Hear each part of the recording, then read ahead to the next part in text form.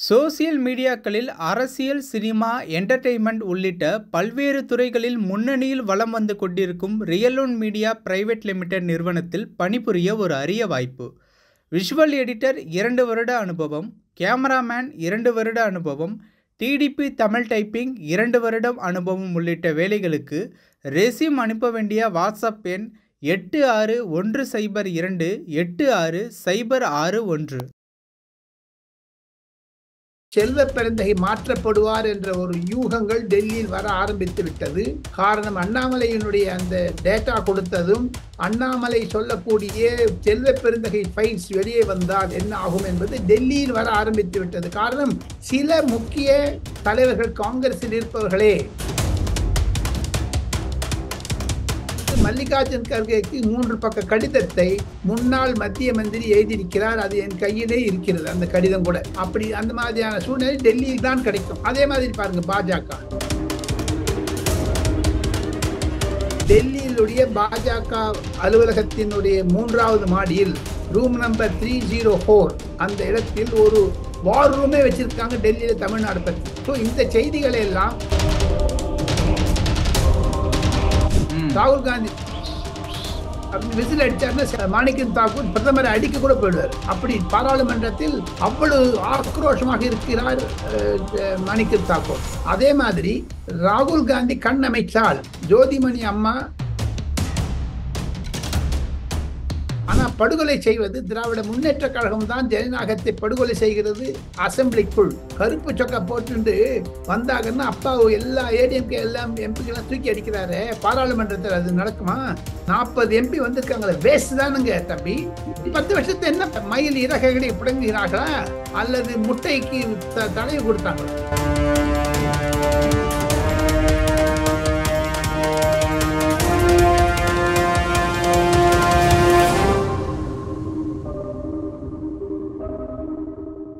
Real one நேர்களுக்கு வணக்கம். இன்று நம்மளுடைய நேர்காணல்ல டெல்லியில இருக்கக்கூடிய மூத்த பத்திரிகையாளர் ராஜகோபால் அவர்கள் இணைஞ்சிருக்காங்க. ராஜகோபால் அவர்கள் நம்மளுடைய நிகழ்ச்சிக்காக பல சுவாரஸ்யமான தகவல்களை டெல்லியிலேருந்து பகிர்ந்துக்கிறாங்க. இன்னைக்கும் அந்த மாதிரியான பல தகவல்களுடன் நேர்காணலை ஸ்டார்ட் பண்ணலாம்.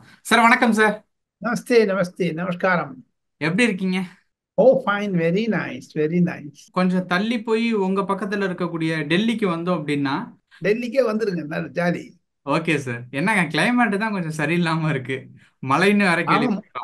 53 டிகிரி. ஆனா தங்களை போன்ற இளைஞர்கள் டெல்லிக்கு வந்தால்தான் தமிழகத்தின் அரசியலை புரிந்து கொள்ள முடியும். டெல்லியிலிருந்து பார்ப்பது வேறு. உதாரணத்திற்கு சொல்லி, அகில இந்திய காங்கிரஸ் கமிட்டியினுடைய 24 அக்பர் ரோடு என்ற இடத்தில் அவர்களுக்கு தலைமைச் செயலகம் இருக்கிறது. பாரதிய ஜனதா கட்சிக்கு 6 தீனதயாள் உபாத்தியாய மார்க் என்ற இடத்தில் தான் தலைமைச் செயலகம் இருக்கிறது. இந்த 2 தலைமைச் செயலகங்களிலும் ஒவ்வொரு செங்கலையும் நான் அறிவேன். கடந்த 40 ஆண்டுகளாக என்னுடைய காலில் காலணி தேய்ந்தது இந்த 2 கட்டிடங்களுக்கு பிரதி தினமும் சென்றதனால். அப்பொழுது சூழ்நிலை டெல்லியிலிருந்து தமிழகத்தை பார்க்கும் பொழுது செல்வ பெருந்தகை மாற்றப்படுவார் என்ற ஒரு யூகங்கள் டெல்லியில் வர ஆரம்பித்து விட்டது. காரணம், அண்ணாமலையினுடைய அந்த டேட்டா கொடுத்ததும் அண்ணாமலை சொல்லக்கூடிய செல்வ பெருந்தகை ஃபைல்ஸ் வெளியே வந்தால் என்ன ஆகும் என்பது டெல்லியில் வர ஆரம்பித்து விட்டது. காரணம், சில முக்கிய தலைவர்கள் காங்கிரஸில் இருப்பவர்களே, அங்குதான் 5 குரூப் இருக்குது, உங்களுக்கு தெரியுமே. சத்தியமூர்த்தி பவன் சேர் பறக்கம் இல்லை, இப்பெல்லாம் அது கொஞ்சம் நின்று போயிருக்குது. நான் இளம் நிருபராக இருந்தபோது அடிச்சுப்பாங்க, போட்டு டொப்பு டொப்புன்னு ரோட்லேயே வந்துடுவாங்க. திண்டிவன ராமமூர்த்தி, வாழப்பாடி ராமமூர்த்தி, அவங்க DK மூப்பனார்லாம் இருந்தபோது அவங்க அடிச்சுப்பாங்க. ஸோ அதே மாதிரி அடித்து இப்போ திரைமறைவில் நடந்தாலும் அது எதிரொலிக்கிறது. மல்லிகார்ஜுன் கர்கேக்கு 3 பக்க கடிதத்தை முன்னாள் மத்திய மந்திரி எழுதியிருக்கிறார். அது என் கையிலே இருக்கிறது, அந்த கடிதம் கூட.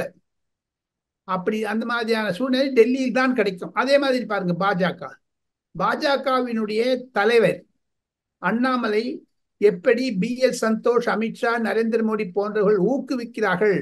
தமிழகத்தில் கடந்த 3 வருடங்களில் அண்ணாமலை என் மண் என் மக்கள் மூலமாக செய்த சாதனையை டெல்லியிலுடைய பாஜக அலுவலகத்தினுடைய 3வது மாடியில் ரூம் நம்பர் 304 அந்த இடத்தில் ஒரு வார் ரூமே வச்சிருக்காங்க டெல்லியில தமிழ்நாடு பற்றி. ஸோ இந்த செய்திகளை எல்லாம் தங்களை போன்ற இளைஞர்கள் டெல்லிக்கு வந்தால்தான் புரிந்து கொள்ள முடியும். இளம் வயதில் புரிந்து கொண்டால்தான் அது முதுமையில் உங்களுக்கு சாதகமாக வரும். இந்த பின்னணியில் தாங்கள் கேள்வி கேளுங்கள், நான் பதில் சொல்வேன். சரி, இப்போ செல்வத் பெருந்தகை வந்து மாற்றப்படுவதற்கு உண்டான வாய்ப்பு இருக்கிறதா நீங்க சொல்லியிருந்தீங்கல்ல. ஆமா, ஆல்டர்னேட்டிவ் யார் சார் அந்த இடத்துக்கு அடுத்து? ஜோதிமணி தான் சொல்றாங்க, இல்ல நம்ம மாணிக்கம் தாக்கூர் வருவாங்க. இவங்க ரெண்டு பேருமே ராகுல் காந்தி கண்ணு மூக்கு வாய் மாதிரி. அவங்க ரெண்டு பேருமே ராகுல் காந்தி அப்படின்னு விசில் அடிச்சாருன்னா மாணிக்கம் தாக்கூர் பிரதமரை அடிக்க கூட போயிடுவார். அப்படி பாராளுமன்றத்தில் அவ்வளவு ஆக்ரோஷமாக இருக்கிறார் மாணிக்கம் தாக்கூர். அதே மாதிரி ராகுல் காந்தி கண் அமைச்சால் ஜோதிமணி அம்மா ட்ரெஷரி பெஞ்ச், அதாவது நாடாளுமன்றத்தில் இருக்கக்கூடிய ஆட்சி குழுக்கு பக்கம் போய் கலண்டை பண்ணுவாங்க. நீட் ஒழிக நீட் ஒழிகன்னு கண்ணும் ராகுல் காந்தி வாழ்க மோடி ஒழிகன்னு கத்தத்துக்கெல்லாம் இவங்களை கூலிப்படையாகத்தான் வைத்திருக்கிறார் ராகுல் காந்தி. இருப்பினும் அவர்கள் இருவருமே 2 காது 2 கண் 2 மூக்காக இருக்கிறார்கள். சரி, இப்போ நேற்று உள்துறை அமைச்சரான அமித்ஷா அவர்கள் வந்து ஒரு விஷயம் வந்து சொல்லியிருந்தாங்கல்ல. அடுத்த வருடம் 2025 ஜூன் 25 வந்து எமர்ஜென்சி வந்து அறிவிக்கப்பட்ட நாள்.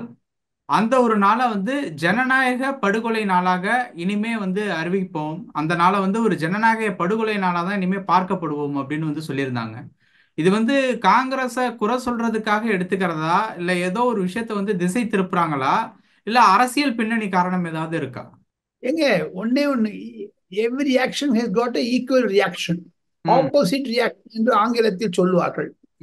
ராகுல் காந்தி கையில இந்த மாதிரி ஒரு பைய எடுத்து போய் இதுதான் கான்ஸ்டிடியூஷன் ஆஃப் இந்தியா, இந்திய அரசியல் சட்டம் என்று பிரதிதினம் கையில் எடுத்துன்னு ஓடினார, அதற்கு மறுவினை தான் என்று அமித்ஷா சொல்லி இருப்பது. நீங்கள்லாம் கான்ஸ்டிடியூஷன் தங்கள் நம்ம ரிசர்வேஷன் பாலிசியை எடுத்துருவாங்க அப்படிலாம் பொய் சொன்னாங்க பாருங்க காங்கிரஸ்.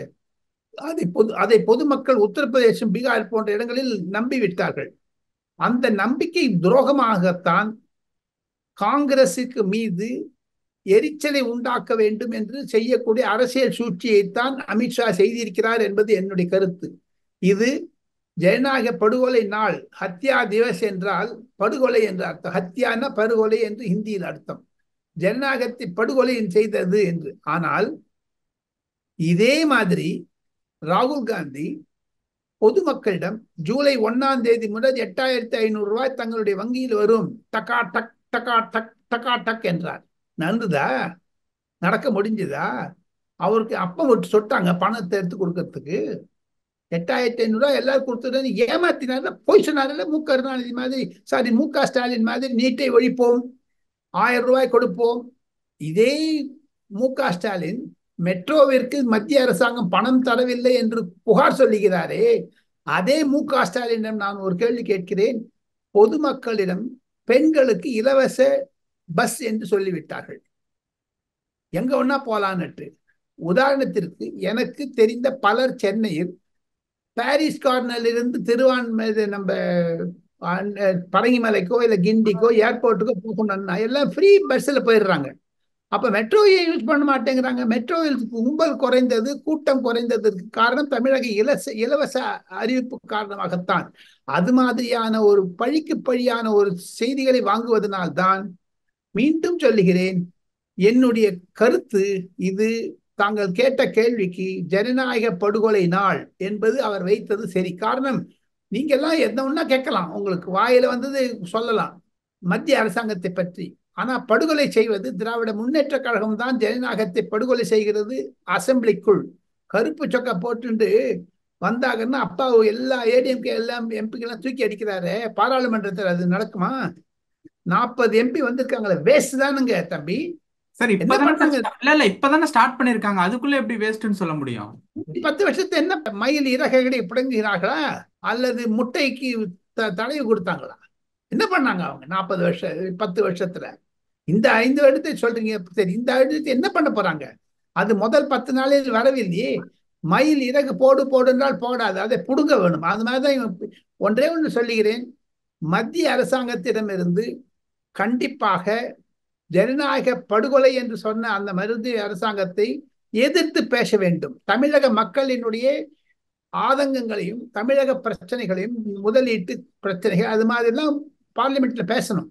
அதை விட்டுட்டு நீட் ஒழிக, அமித்ஷா ஒழிக, நரேந்திர மோடி ஒழிகன்னு அதுக்கு கோஷம் போடுறதுக்கு 40 பேரை கூலிப்படையா வச்சிருக்காங்க.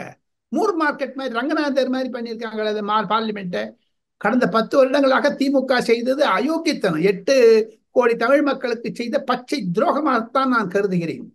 அதே மாதிரி இதுதான் ஜனநாயக படுகொலை. அதற்காகத்தான் அமித்ஷா இந்த ஜூன் 25ஆம் தேதியை இந்திரா காந்தி அம்மையார் எமர்ஜென்சி கொண்டு வந்து, எங்க ஒன்னே ஒன்று சொல்றேன் தம்பி, அந்த சமயத்துல எங்க அப்பாவை அரெஸ்ட் பண்ணாங்க சார். ஓகே. என்னோட தகவலாரை நான் இளம் வயதில் இருந்தவன், தரன்னு இழுத்துன்னு போனாங்க. சாணக்கியன் என்ற பத்திரிகை நடத்தும் போது கஷ்டப்பட்டார், ரொம்ப கஷ்டங்கள்லாம் அழுதும் எங்க அம்மா நாங்கள்லாம். அதே சமயத்தில் பிரதமராக இருந்த அம்மையார் இந்திரா காந்தி 5 வருடங்கள் தான் பாராளுமன்றத்தினுடைய பதவி காலம். அதை 7 வருடங்களாக எப்படி செய்து கொண்டார்? உங்க அப்பா விட்டு சொல்லிட்டாங்க, 7 இயர்ஸ் எப்படிங்க நீங்க எக்ஸ்டெண்ட் பண்ணீங்க? அது யாருங்க கேட்கறது? ராஜீவ் காந்தி படுகொலை முடிந்தவுடன் அந்த இடத்தில் தேர்தலை மறு தேர்தல் வைக்கணும். ஆனா டிஎன் சேஷன் இந்தியாவில் இருக்கக்கூடிய தேர்தல் எல்லாத்தையுமே கேன்சல் பண்ணாரு. அது என்ன ஜனநாயக படுகொலை அல்லவா? அதைத்தானே அமித்ஷா சுட்டி காண்பிக்கிறார். தன்னுடைய பதவி காலத்தில் தனக்குத்தானே நீடித்து கொண்ட இந்திரா காந்தி அம்மையார் ஜூன் 25, 1975 செய்த ஒரு துரோகம். அதைத்தான் 50-60 வருடங்களானாலும் ராகுல் காந்திக்கு நினைவூட்டுவதற்கு. காரணம், ராகுல் காந்தி கையில் அந்த அரசியல் சட்டமைப்பு புஸ்தகத்தை வச்சு ரெட் புக் வச்சு ஆட்டிட்டே இருக்காரு. எப்ப பார்த்தாலும் இப்படி இப்படி இப்படி ஆட்டுறாரு. அந்த ஆட்டுவதற்குத்தான் இவங்க வாயில நல்ல வாழைப்பழத்தை வச்சாங்க.